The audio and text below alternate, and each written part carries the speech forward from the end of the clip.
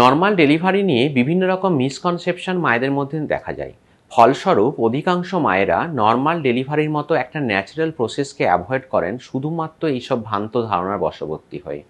অথচ মা এবং বাচ্চার জন্য নর্মাল ডেলিভারির উপকারিতা সিজারিয়ান সেকশনের থেকে অনেক গুণ বেশি। তাই আজকে আলোচনার বিষয়বস্তু 5 common misconception of normal delivery.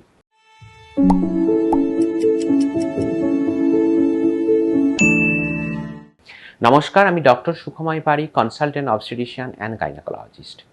Once again, welcome to Sampriti. As we all know, Sampriti is a platform where we talk each and everything about women's health.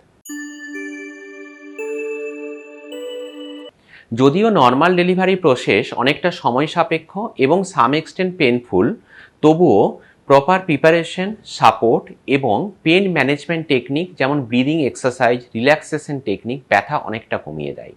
তারপরও ব্যথা থাকলে মেডিকেল ম্যানেজমেন্ট যেমন পেন কিলার ইনজেকশন, এপিডুরাল অ্যানালজেসিয়ার মতো option আছে।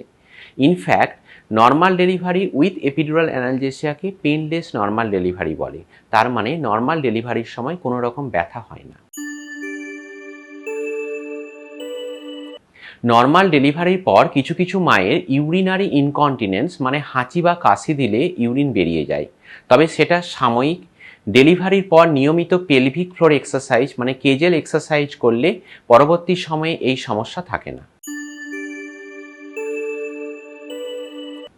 অনেকগুলো ফ্যাক্টরের উপর নর্মাল ডেলিভারির সফলতা নির্ভর করে, যেমন proper weight gain, proper balance diet, regular physical exercise, mother motivation. কাজেই নর্মাল ডেলিভারির সফলতা নির্ভর করে প্রেগনেন্সি পিরিয়ডে 9 মাসে বার্থ প্ল্যানিংয়ের উপর।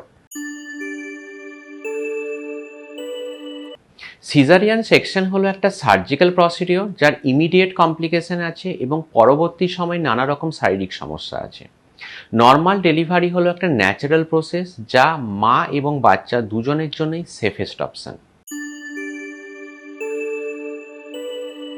ওয়াইড হিপ হলেই সবসময় নর্মাল ডেলিভারি হয় না। অনেকগুলো ফ্যাক্টরের উপর নর্মাল ডেলিভারি নির্ভর করে, যেমন baby size, baby position, uterine contraction, overall মায়ের হেলথ কন্ডিশন। কাজেই শুধুমাত্র ওয়াইড হিপের উপর নর্মাল ডেলিভারি নির্ভর করে না।